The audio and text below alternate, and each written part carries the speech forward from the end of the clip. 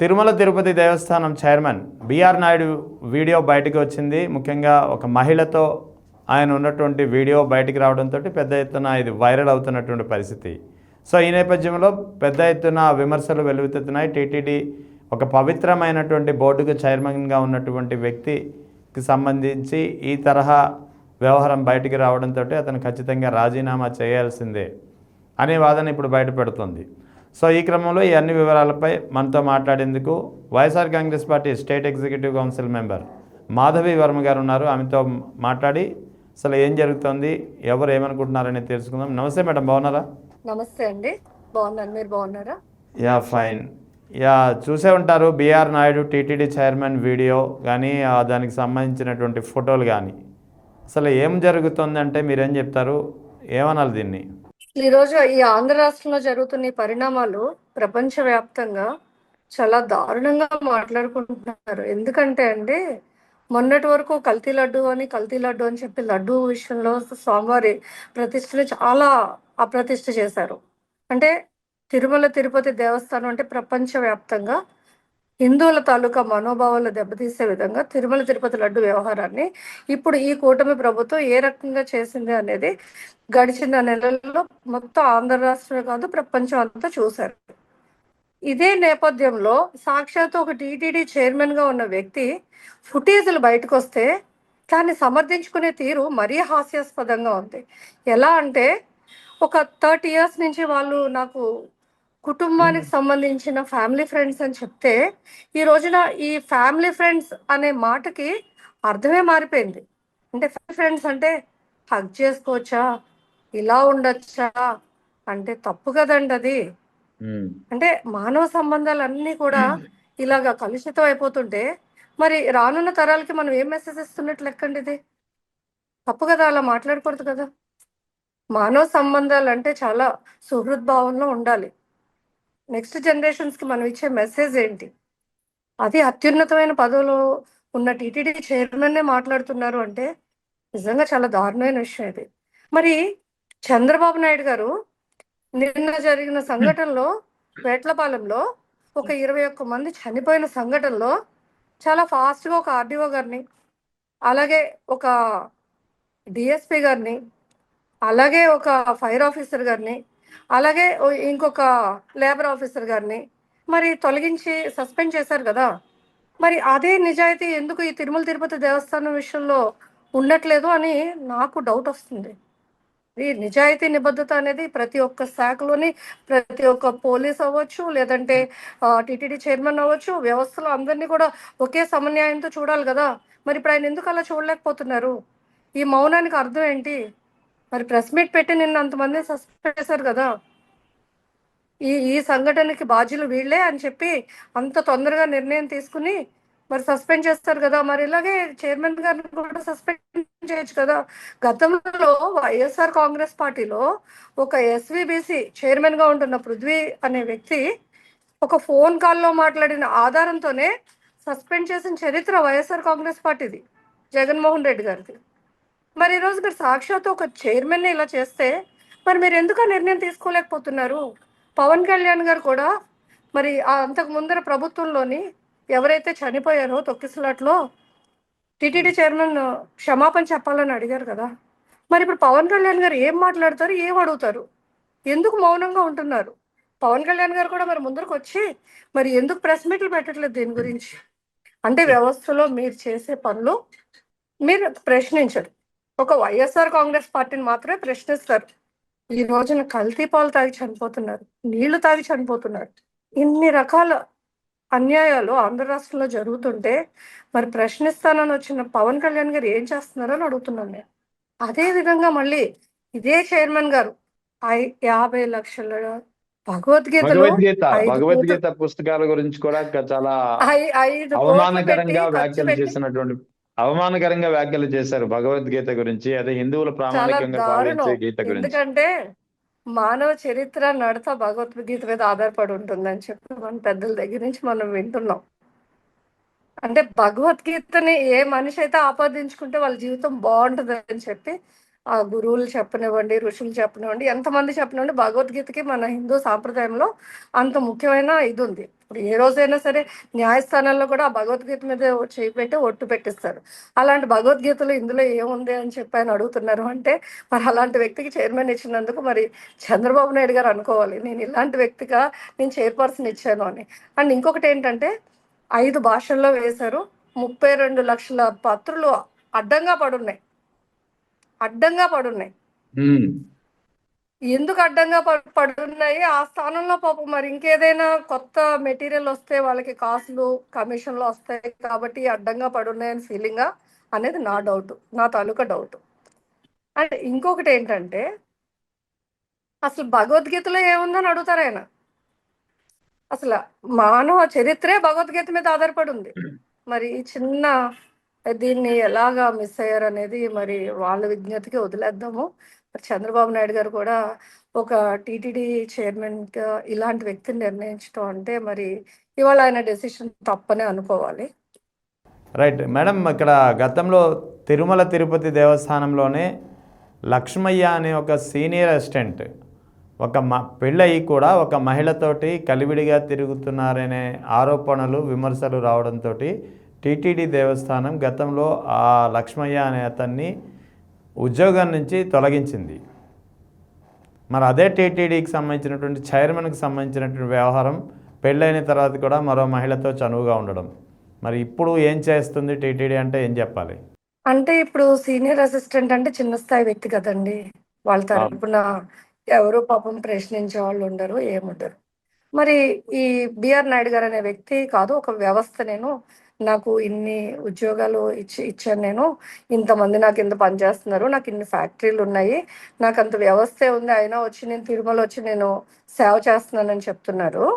మరి అలాంటి వ్యక్తిని చంద్రబాబు నాయుడు గారు అంత ఈజీగా తీసిపడేయాలంటే మరి ఆర్డీఓ అంత ఈజీ కాదు, డిఎస్పీ అంత ఈజీ కాదు, అలాగే లేబర్ ఆఫీసర్ అంత ఈజీ కాదు, అలాగే ఫైర్ ఆఫీసర్ అంత ఈజీ కూడా కాదు. కాబట్టే తీయలేకపోతున్నారు. గడిచి 24 గంటలు గడిచిపోయినా కూడా ఏ ఒక్కరు కూడా దీని మీద స్పందించలేదు. ఇప్పుడు తప్పుని తప్పుగా చూపిస్తే మనుషులకి ఆ పాలకులకి ప్రభుత్వంలో ఉన్న పాలకులకి ప్రజలకి వాళ్ళ పట్ల విశ్వాసం అనేది ఉంటుంది. ఓహో, రేపు మాకు అన్యాయం జరిగినా కూడా మా పాలకుడు ఇలా చూస్తారు, మమ్మల్ని సేవ్ చేస్తారనే ఒక కాన్ఫిడెన్స్ ఉంటుంది. వాళ్ళ ఆంధ్ర రాష్ట్రం ఎప్పుడెప్పుడు జగన్మోహన్ రెడ్డి గారు అధికారంలోకి వస్తారా, జగన్ అనే నేను కోసం ఆంధ్ర రాష్ట్రం ఎదురు చూస్తుంది ఈరోజు. అయితే ఇక్కడ ప్రధానంగా బిఆర్ నాయుడు ప్రెస్ మీట్లో మాట్లాడినటువంటి కొన్ని వ్యాఖ్యలు, ఆయన ఏమంటున్నారు, నా దగ్గర మీడియా ఉంది, ఏం చేసుకుంటారో ఏం చేయాలో నాకు తెలుసు, కరుణాకర్ రెడ్డి భాగవతాలు కూడా నా దగ్గర ఉన్నాయి, బయట పెట్టమంటారా, వైవి సుబ్బారెడ్డి చెన్నైలో ఏం చేశారు, బయట పెట్టమంటారా, ఈ విధమైనటువంటి వ్యాఖ్యలు చేశారు. దీన్ని ఏమైనా అనుకోవాలి? ఇది బ్లాక్మెయిల్ రాజకీయం అండి ఇది. ఎందుకనంటే ఇప్పుడు నిజంగా ఆయనలో తప్పు లేదనుకోండి, ఆయన అసలు బ్లాక్మెయిల్ చేయాల్సిన అవసరం లేదు. అసలు అవసరం ఉంది? ఒక మనిషిలో తప్పు లేనప్పుడు నేను అది చెప్తాను ఇది చెప్తానని భయపెట్టాల్సిన అవసరం లేదు కదా. ఇప్పుడు కరుణాకర్ రెడ్డి గారు టీటీడీకి ఏం చేశారు అనేది యావత్ ఆంధ్ర రాష్ట్రానికి తెలుసు. టీటీడీకి ఆయన ఎంత బాగా చేశారనే దానికి యావత్ ఆంధ్ర రాష్ట్రానికి తెలుసు. అలాగే వైవి సుబ్బారెడ్డి గారు కూడా ఎంత బాగా చేశారు కాబట్టి మళ్ళీ రెండోసారి ఆయనకి చైర్మన్గా ఇవ్వటం జగన్మోహన్ రెడ్డి గారు నిర్ణయించడం జరిగింది. మరి వ్యక్తుల్ని ఎందుకు టార్గెట్ చేస్తున్నారు ఈ ప్రభుత్వం నేను అడుగుతున్నాను. నేను ఎందుకు వ్యక్తినే టార్గెట్ చేస్తున్నారు? ఒక జగన్మోహన్ రెడ్డి గారు అనే వ్యక్తిని మీరు ఎదుర్కోలేక ఇంతమందిని అక్రమంగా అరెస్టులు చేస్తూ మీ రెడ్ బుక్ రాజ్యాంగాన్ని అమలు పరుస్తూ ఈ ఆంధ్ర రాష్ట్రంలో ప్రతి ఒక్క పౌరుడు కూడా మనం ఏంటి ఇలాంటి పరిపాలనలో ఉన్నాం, అసలు ఎందుకు అంబటి లాంటి వాళ్ళని ఎందుకు తీసుకెళ్లి లోపల పెట్టారు? ఆయన చెప్పారు కదా, నన్ను రెచ్చగొట్టే విధానంలో మాట్లాడినప్పుడు ఆయన ప్రతి మనిషికి హావభావాలు దెబ్బతింటాయి. నన్ను రెచ్చగొట్టి మాట్లాడినప్పుడు పొరపాటున నేను మాట్లాడానని చెప్పి తప్పైందని ఒప్పుకున్న తర్వాత కూడా ఆ మనిషిని తీసుకెళ్ళి సాక్షాత్తు ఒక రాష్ట్రానికి మంత్రిని చేసిన వ్యక్తిని నడిపించుకుంటూ తీసుకెళ్ళి మరి అరెస్ట్ చేశారు. అందరూ చూశారు, ఆంధ్ర రాష్ట్రం అంతా చూశారు. మరి వైఎస్ఆర్ కాంగ్రెస్ పార్టీకి సంబంధించిన ఒక మంత్రి స్థాయి వ్యక్తి మరి సారీ చెప్పినప్పుడు మరి ఇప్పుడు ఉన్న ఈ కూటమి ప్రభుత్వంలో ఉన్న వ్యక్తులకి ఎందుకు ఆ చిత్తశుద్ధి లేదు అని అడుగుతున్నాను నేను. ఎందుకు చెప్పలేకపోతున్నారు? ఎందుకు అంత అడ్డొస్తుంది?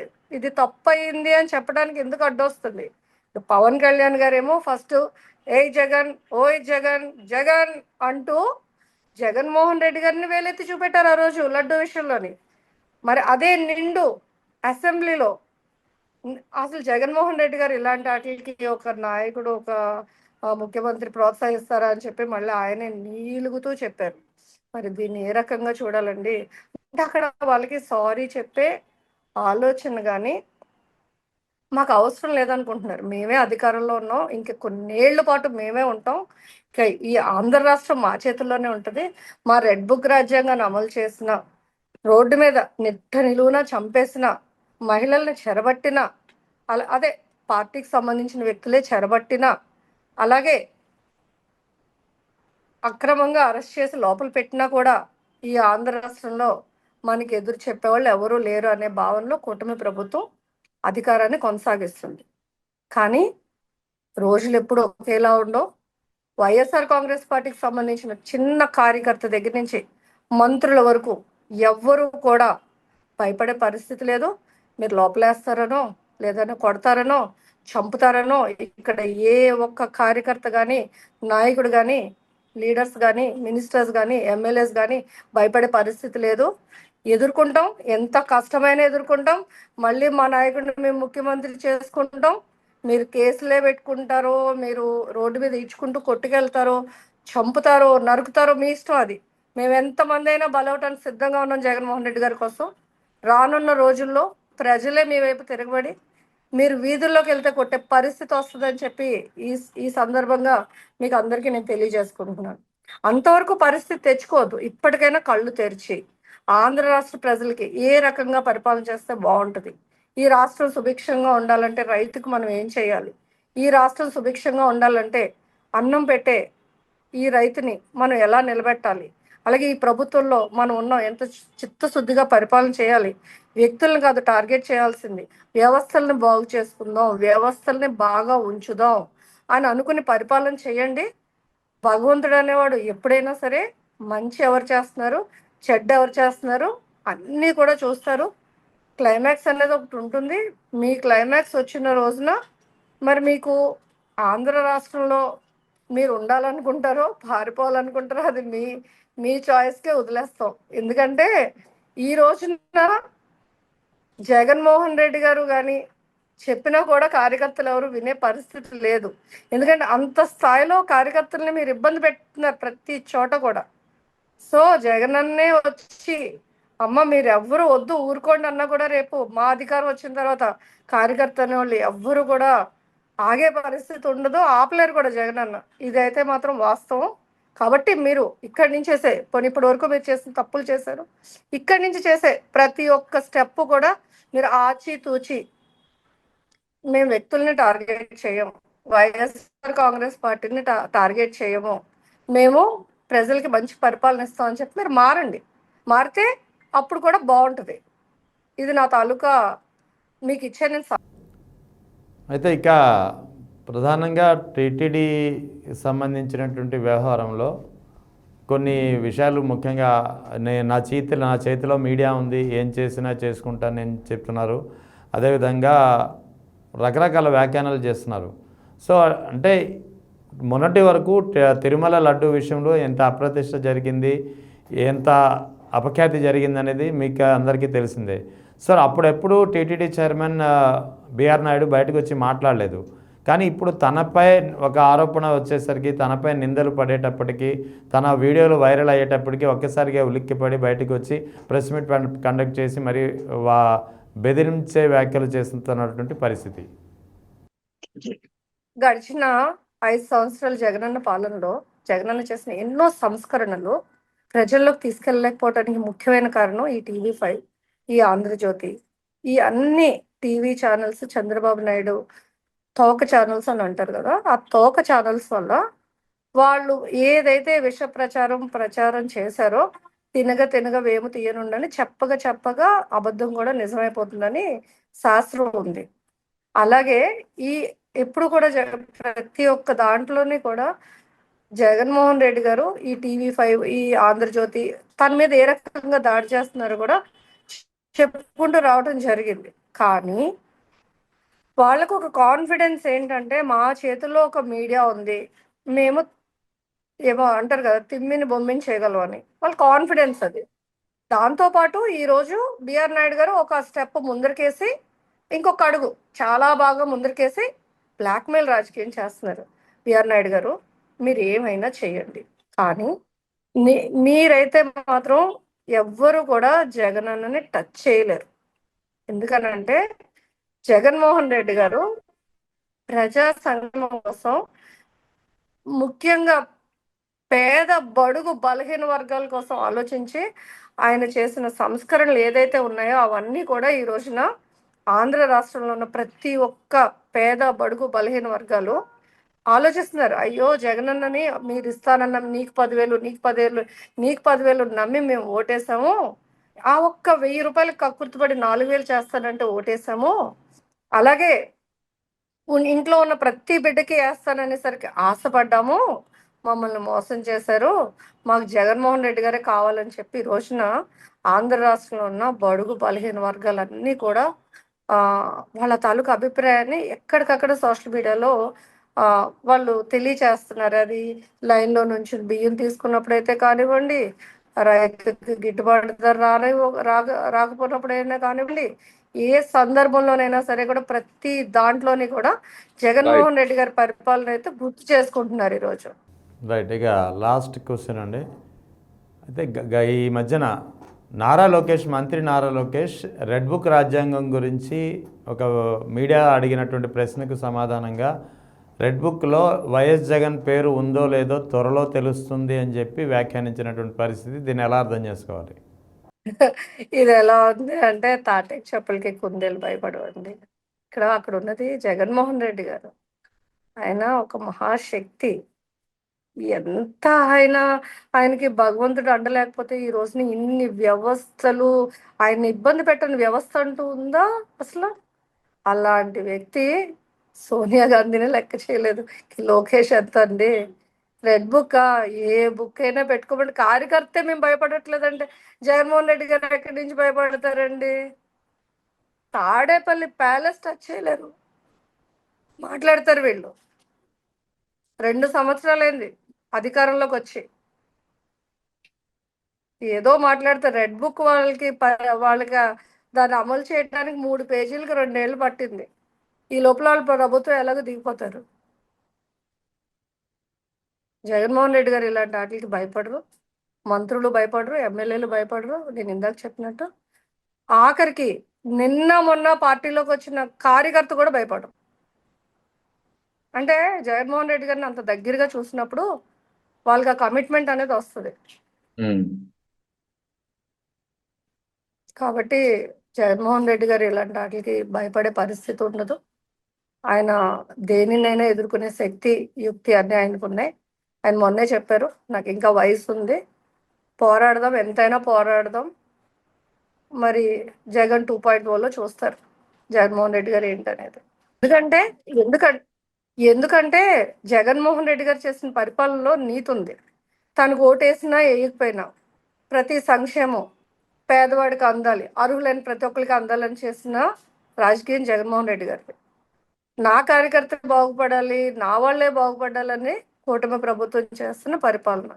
కాబట్టి ఈ రెండిట్ల మధ్యలో వ్యత్యాసం ఇంకా గడిచే కొన్ని రోజుల్లో ఇంకా ప్రజలకు ఇంకా బాగా అర్థమవుతుంది.